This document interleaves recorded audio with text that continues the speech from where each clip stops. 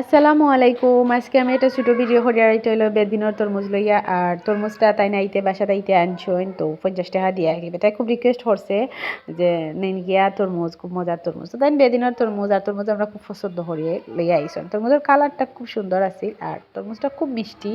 কিন্তু আমি যখন ফটো তুলতাম আর কি একটু সাজাইয়া যখন খাটিয়া ফটো তুলতাম তখন কিন্তু সুন্দর হইয়া উঠছে না। তো আমরা আর কি এটা কি একটু ছবি বিটাইলাম ওই বেদিনের তরমুজ কিন্তু খাইতে খুব মজা আছিল মানে বোঝা গেছে না যে এগুলো বেদিনের খড়িয়া আর কি বোঝা গেছে যে সব সময় জেলা তরমুজ গরমের সময় যে ওলাও আর কি মিষ্টি আছিল।